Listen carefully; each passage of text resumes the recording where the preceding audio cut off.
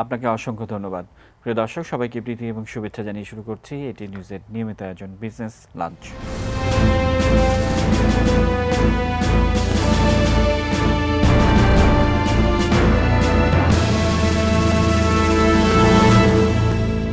আপনারা জানেন যে আমরা বিজনেস আওয়ারের মধ্যে আছি এবং বিজনেস আওয়ারের মধ্যে বিজনেস লাঞ্চ নিয়ে আমরা হাজির হয়েছি। আমাদের আজকের বিজনেস লাঞ্চ অনুষ্ঠানের অতিথি হিসেবে আমরা পেয়েছি অর্থনীতি এবং বিনিয়োগ বিশ্লেষক ডক্টর আহসান আলম পারভেজ স্যারকে। স্যার, আপনাকে স্বাগত জানাচ্ছি।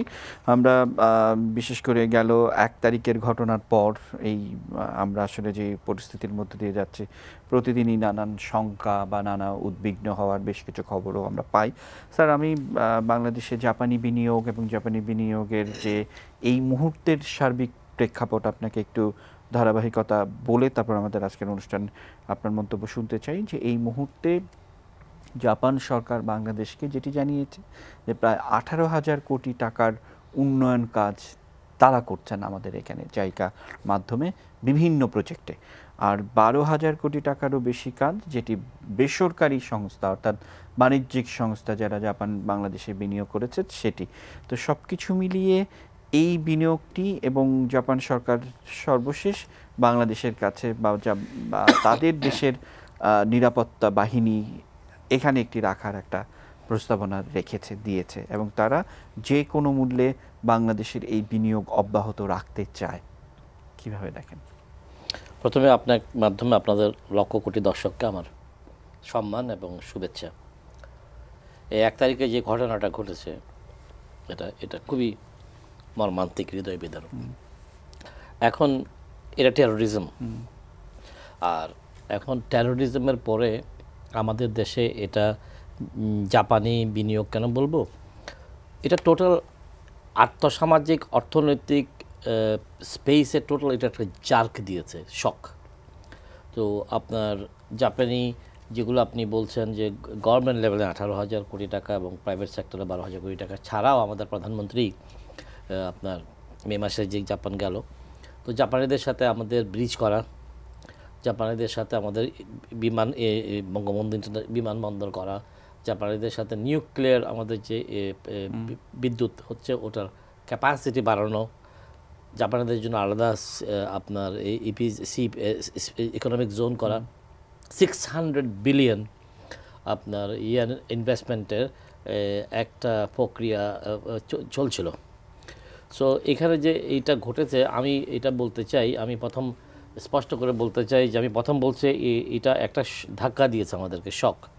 কিন্তু আমি যতটুকু পড়াশোনা করেছি, অর্থনীতি বুঝি, ব্যবসা বাণিজ্য বুঝি, এটার কোনো লং টার্ম ইম্প্যাক্ট থাকবে না, কারণ সব ব্যবসায়ী কিন্তু যেখানে মুনাফা সেখানেই করে, মানে সেটা কঠিনই হোক আর সহজই হোক। আপনি দেখবেন যুদ্ধের মধ্যেও ব্যবসায়ীরা কিন্তু পয়সা কামায় নেয়, ইভেন ইন ওয়ার সিচুয়েশন। আপনার এই সব ব্যবসার মূল কাজ হচ্ছে প্রফিট ম্যাক্সিমাইজেশন। এই যদি কেউ দেখে যে এই ধরনের সিচুয়েশনে যেন তারা চলে যায়, তারা তো তাদের ওয়ে নাই, তারা কোথায় যাবে আপনার। তো কিন্তু যেটা হচ্ছে যে আমাদের যে সুনাম এবং আপনার যত ব্যাপক হারে আমরা এই বিনিয়োগ আনার চেষ্টা করছি সেখানে সীমিত হতে পারে, তাই লং রানে আমি কোনো অসুবিধা এখানে দেখছি না। কিন্তু শর্ট রানে এটা কিন্তু আপনার একটা ভীতি, এটা আমার মধ্যে হয়েছে, দেশিদের মধ্যে হয়েছে, বিদেশি বিনিয়োগকারীদের হয়েছে, জাপানিদের মধ্যে হয়েছে, ইটালিয়ানদের মধ্যে হয়েছে, কিন্তু লং রানে আপনার আমি কোনো এই অসুবিধা দেখছি না। এখন যে নিরাপত্তার কথা যেটা বলছেন, এটা টেরোরিজম। এখন টেরোরিজম কত প্রকার ও কী, এখন আমরা যে জেনারেলি বলতে চাচ্ছি যে টেরোরিজম এখন একটা ইন্টারন্যাশনাল টেরোরিজম আর একটা লোকালাইজ টেরোরিজম। আমাদের এটা কিন্তু লোকালাইজ টেরোরিজম। আমাদের এটা লোকালাইজ টেরোরিজম বলতে দেখেন, আপনি আমার কথা সপক্ষে আজকে আপনারা বিভিন্ন মিডিয়াতে এসছে যে আইএস নামক প্রতিষ্ঠান, তারা আবার এটা দায় স্বীকার করছে না, তারা বলছে তারা করেনি, এটি করেনি। দেখেন। আর আপনার আমি যেটা বোঝানোর চেষ্টা করছি সেটা হচ্ছে যে এই লোকালাইজ টেরোরিজমের যে আঙ্গিকগুলো থাকে, এর মধ্যে একটা লোকাল কন্ডিশনস থাকে, লোকাল পলিটিক্স থাকে, লোকাল প্লেয়ার থাকে। তো এখানে আপনি দেখেন যে আগে আমরা মনে করতাম যে শুধু হ্যাভ নটস, গরিবদেরকেই, তারাই তাদের জীবনটা বিক্রি করে দেয় টাকার জন্য, বা তাদেরই আপনার ব্রেন ওয়াশ করা খুব সোজা। কিন্তু এখন দেখা যাচ্ছে যে আমাদের এখানে আরেকটা ডাইমেনশনস, বড় লোকের ছেলে মেয়েদের এদিকে যাওয়া, নর্থ সাউথ ইউনিভার্সিটির ছেলে মেয়েদের বা আরও বিভিন্ন প্রাইভেট ইউনিভার্সিটির ছেলে মেয়েদের দিকে যাওয়ার যে প্রবণতা শুরু হয়েছে, সেটা হচ্ছে ফ্রাস্ট্রেশন আর ডিপ্রেশন থেকে। সো এই জন্যই আমি আপনাকে বলার চেষ্টা করেছি যে লোকাল কন্ডিশনস। তো আমি আমাদের সরকার, আমি বর্তমান সরকার আমাদের প্রধানমন্ত্রীর কাছে অনুরোধ করব যে লোকালাইজড টেরোরিজমকে আপনার নিয়ন্ত্রণে আনার জন্য যেটা হচ্ছে যে সবাইকে জাতীয় ঐক্য ছাড়াও আপনার, আমি মনে করি বিশ্ববিদ্যালয় পর্যায়ে আমার প্রতিনিধিত্ব আছে, আমি সেখানে আছি, সেটা হচ্ছে যে হতাশা যুব সম্প্রদায়ের কাছে, ওই যেই বয়সের ছেলেরা এটা করতে চাচ্ছেন, এদের মধ্যে হতাশা দূরীকরণের জন্য আমি মনে করছি যে ব্যাপক হারে আপনার এমপ্লয়মেন্টের দরকার আছে। অর্থাৎ এখন দেখেন এই বাংলাদেশে যে ইউথ যারা আমাদের, এবং যারাই সবচেয়ে বড় আমাদের বেকার বলেন বা এটা, সো আমরা এদেরকে অ্যাড্রেস করতে হবে যেন এরা দায়িত্বশীল নাগরিক হিসাবে ভালোভাবে থাকতে পারে। তার মানে আমি এখানে বলতে চাচ্ছি যে রিচ পুয়ার গ্যাপটা আপনার পূরণ করতে হবে, যেন ওই মাদ্রাসা থেকে ওদেরকে নিয়ে বিপদগামী করা না যায়। আর বড় লোকের ছেলে মেয়েরা যেটা করছে এটা এক ধরনের হতাশার থেকে হচ্ছে। সো আমার কাছে মনে হচ্ছে যে এটা পুরো সোসাইটি, যারা বাবা মা আছে, আমার ছেলে এই কাজে গেল কি না, এটা ডিপেন্ড করবে যে বাবা হিসেবে মা হিসেবে তাকে আমি কতটুকু সময় দিয়েছি, নাকি নিজের সফলতার জন্য আমরা এটা করছি। অর্থাৎ এই প্যারেন্টিং জিনিসটা খুব ইম্পর্টেন্ট। আমরা যখন সাফল্যের পিছিয়ে ছুটি, সোনার হরিণের পিছিয়ে ছুটি, আমরা ডান বাম দেখি না, কিন্তু আলটিমেটলি ব্যালেন্স শিটে গিয়ে দেখা যায় যে আপনার ফ্যামিলি লাইফ নষ্ট হয়, এবং হাজার হাজার লক্ষ ফ্যামিলি লাইফ যখন নষ্ট হবে, এটা পুরো একটা জাতীয় সমস্যা হিসেবে দেখা দেবে। আর ইন্টারন্যাশনাল টেরোরিজম যেটা, সেটার একটা অন্য ডাইমেনশন, সেটা নব্য সম্প্রদায়ের সারণবাদ, যেখানে আপনার পাওয়ারগুলোর মধ্যে কনফ্লিক্ট, সেটা অন্য জিনিস। আমাদেরকে এই মুহূর্তে আমি মনে করছি যে বাইরের প্রভাব এখানে আসে, কিন্তু আমি এখনও মনে করি না যে বাংলাদেশে ইন্টারন্যাশনাল টেররিস্ট শক্তিরা সক্রিয় হয়ে পড়েছে। এটা আমি অন্তত বিশ্বাস করি না। আমি মনে করি বাইরের এক ধরনের ইনভেস্টিগেশন, বাইরের প্রভাব এখানে আছে, কিন্তু লোকাল কন্ডিশনসে একটু টেরোরিজম আপনার সৃষ্টি হবার একটা এইখানে আমি বলবো যে একটু ম্যাচিউর জায়গা হয়ে গেছে। স্যার, আপনি বলছিলেন যে আসলে মানে এগুলো কোনো দীর্ঘস্থায়ী কোনো সমস্যা হবে না, বা স্যার আমরা আমাদের সামনে যে সমস্যাগুলো আছে, যে ইতিমধ্যে গার্মেন্টস ট্রেডে এটার একটা ব্যাড ইম্প্যাক্ট পড়তে শুরু করেছে, বা বিশেষ করে বেশ কয়েকজন উদ্যোক্তার সঙ্গে কথা বলে জানতে পেরেছি যে তাদেরকে এখন দেশে বাইরে যেতে হচ্ছে, যে বাইরের সাথে মিটিং করার জন্য। মানে হয়তো তাদের যেতে হচ্ছে, এটার তো এই নয় যে ব্যবসা তো হচ্ছেই, ব্যবসা তো আসছেই, বা কাজ তো আসছেই। তাহলে এই ঝুঁকিটা মানে কিভাবে অর্থনীতিকে চাঙ্গা করা, কিংবা মানে কিভাবে এগিয়ে নেওয়ার একটা প্রচেষ্টা আই হওয়া ডু উচিত? এগ্রি উইথ ইউ, কিন্তু আমি নিজে ব্যবসায়ী, বিজনেসের প্রফেসর, ইকোনমিক্সের ছাত্র। আমি যে জিনিসটা দৃষ্টি আকর্ষণ করব পুরা জাতির, যে আমি দ্ব্যর্থহীন ভাষায় বলছি লং টার্ম এফেক্ট থাকবে না কেন। এই যে গার্মেন্টস, এখন যদি আপনার এখানে আশেপাশে কোনো জায়গায় একটা বোমা ফাটে, আপনি দেখবেন যে আমরাও হয়তো ভাববো যে আমরা কি অনুষ্ঠান ছেড়ে দৌড়ে যাবো কিনা, কিছুটা সময় কর্তব্য বিমূঢ় হওয়া। এখন কিন্তু বাইং এজেন্ট বলেন, বায়ার বলেন, জাপানিজ বলেন, ইটালিয়ান বলেন, সবাই মনে করছে যে এটা কি বিচ্ছিন্ন ঘটনা, এটা কি কনসার্টেড, বাংলাদেশের সরকার কি এটা নিয়ন্ত্রণ করতে পারবে, নিয়ন্ত্রণ করে ফেলেছে নাকি ফেলে নাই, এরকম একটা পরিস্থিতিতে সবাই দোদুল্যমান আছে। এটা লং টার্ম টিকবে না কেন জানেন? গার্মেন্টসের কথা যে আপনি বলছেন, আমরা এখন পর্যন্ত লোয়ার এন্ড গার্মেন্ট তৈরি করছি। যেমন এই যে হ্যাঁ, আমরা যে ব্রিটেন যে ইউরোপ থেকে বেরিয়ে গেল, আমি অনেক ভাবতেছিলাম এটাতে ইউরোপে যদি একটু আপনার তাদের অর্থনীতিতে মধ্যে একটু মন্দ দেখা দেয়, আমাদের কি হবে। আলটিমেটলি আমি বিশ্বাস করতে শুরু করেছি যে আমরা যেহেতু খুব লোয়ার এন্ডের কাপড় তৈরি করি, আমাদের জিনিসটা না চায়না না অন্য যায়, কিছু ব্যবসা হয়তো আশেপাশের দেশে যেতে পারে। সো এটা বড় থ্রেট না, এবং আপনি আমাদের গার্মেন্টসের ব্যবসার ক্ষেত্রে সেটা দেখতেছেন। কিন্তু আমি বিশ্বাস করতেছি যে আমাদের দীর্ঘকালীন সময়ে ব্যবসা বাণিজ্য ত্যাগ করে, আপনি কি দেখেছেন যে 65-এর পাকিস্তান ইন্ডিয়া যুদ্ধের সময় কি সব ব্যবসা বাণিজ্য বন্ধ হয়ে গেছিল? মুক্তিযুদ্ধের সময় কি সব ব্যবসা বাণিজ্য বন্ধ হয়ে গেছিল? হ্যাঁ, কি এই ওয়ার সিচুয়েশনে তখন একটা সমাজ এবং অর্থনীতি সব অন্যরকম হয়ে যায়।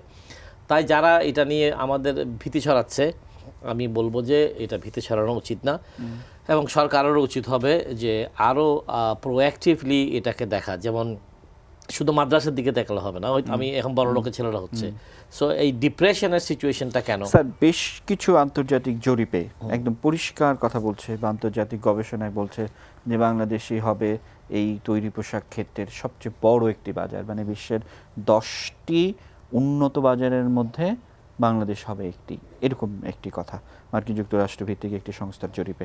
আমি স্যার এটার থেকে আপনার মন্তব্য শুনবো, আমি ছোট্ট একটি বিরতি নিয়ে ঘুরে আসতে চাই। প্রিয় দর্শক, অনুষ্ঠানের এই পর্যায়ে নিচ্ছি ছোট্ট বিরতি, এটি নিউজের সঙ্গেই থাকুন।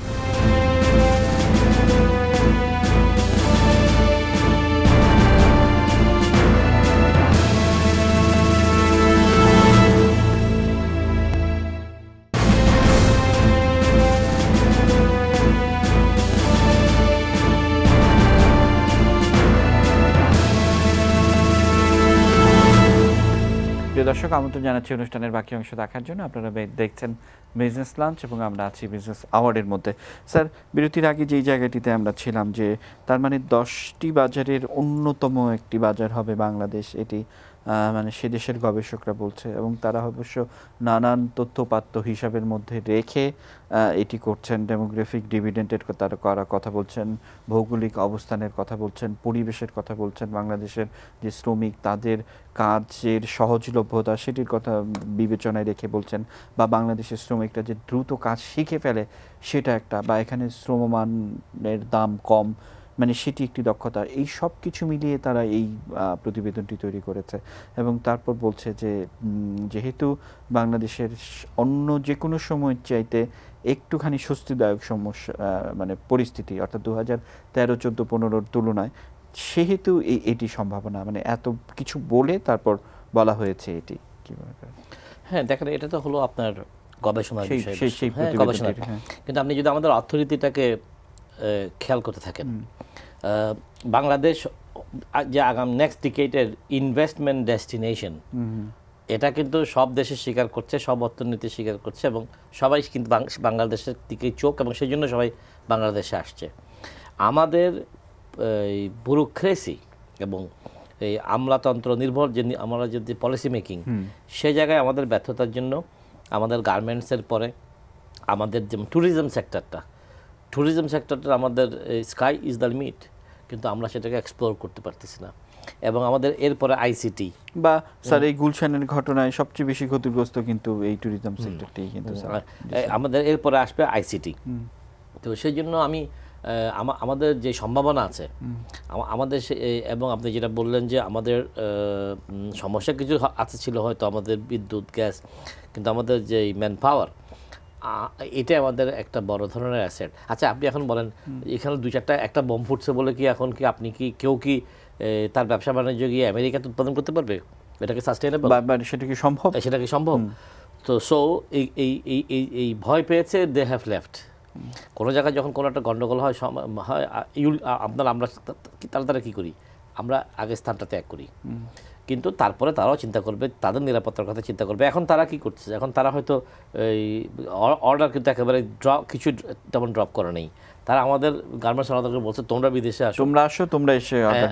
হ্যাঁ, তো সো এই ধরনের ডিসকমফোর্ট, এই ধরনের অনাকাঙ্ক্ষিত কিছু চ্যালেঞ্জ আমাদের ব্যবসায়ীদের কাছে উপরে অর্পিত হবে, বা এটি নতুন নয়, এটি সবসময় আমরা দেখি যে বিশেষ করে। আচ্ছা, আমি ওই সময় বলি যে আমাদের বিরোধী দল যখন এই জ্বালাও পোড়াও বোমা করছিল, তারপরে ওই সময়কার একটি সময় ছাড়া তারপরে কি আমাদের ব্যবসা বাণিজ্য কোনো জায়গায় মন্দাভাব দেখছেন?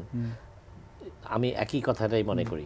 স্যার সাম্প্রতিক সময়ে আমরা সুইস ব্যাংকের আরেকটি প্রতিবেদনে দেখি যে সেখানে বাংলাদেশ থেকে অর্থ জমা রাখার যে হার সেটি বেড়েছে গত বছরের তুলনায়, এটি একটি দিক।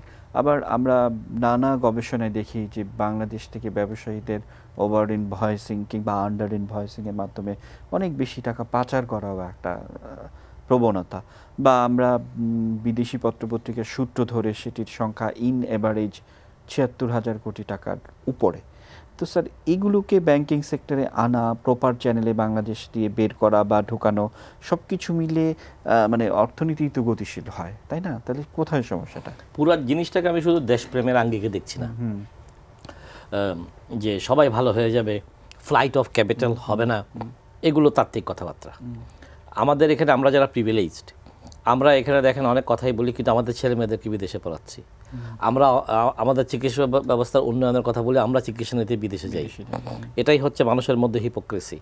এবং রাজার হস্তে কি করে, সমস্ত কাঙালের ধন চুরি। সো এই বিষয়টা কি শুধু বাংলাদেশে? এটা কি ভারতে নেই? এটা কি ইংল্যান্ডের প্রাইম মিনিস্টার কি অল্প টাকা হলো এই আপনার পানামা লিগ কি তার কথা বলেনি? এটা মানুষের মধ্যে যে লোভী দানবটা থাকে, যে জানে না যে এই টাকা দিয়ে সে কী করবে, এটা সে করবেই। আপনি যথার্থই বলেছেন, এই যে ফ্লাইট অফ ক্যাপিটাল, এটাকে আবার দেশে ফিরিয়ে আনার জন্য প্রণোদনামূলক ব্যবস্থা নেওয়াই হচ্ছে বাংলাদেশ ব্যাংকের কাজ। এটাকে অর্থাৎ যেন মানুষ ফিল করে যে জাস্ট টাকা যে কোনো কারণে নিয়ে গেছি, কিন্তু এটা যদি আবার দেশে নিয়ে আসি, এটা ইনভেস্টমেন্টটা মোর প্রফিটেবল হবে। আপনার কি মনে হয়েছে যে আমাদের এই মনিটারি যে পলিসি, আমাদের এটা কি অতখানি ফ্রেন্ডলি হয়েছে? আমাদের বিদেশে যারা আমাদের লোকজন আমেরিকাতে সচ্ছল কোটিপতি আছে, তারা টাকাটা এখানে আনতে চায় না। তারা দেখছে 1000টা বটলনেক, তারা দেখছে যে 2000টা হয়রানি। সো এই হয়রানি এবং বটলনেক এগুলো ত্যাগ করে বিদেশি বিনিয়োগ আনার মতোই বিদেশে বাঙালি এবং অন্যান্যদের যারা টাকাগুলো ওখানে চলে গেছে, এটাকে এখানে এনে ইনভেস্ট করলে যদি জিনিসটাকে আপনি লাভজনক করতে পারেন, কই মানে আপনি তো বলছেন না যে কি যারা বিদেশ থেকে যে বাঙালিদের যে টাকাটা আছে সেটা শেয়ার মার্কেটে আসলে সেটা ট্যাক্স ফ্রি থাকবে, বলছেন না তো। সো আমার কাছে মনে হচ্ছে যে এই অনেক বেশি proactive economic financial policy, specially central bank এবং ব্যাংকিং খাতের আপনার এই প্রোঅ্যাক্টিভ যদি না করে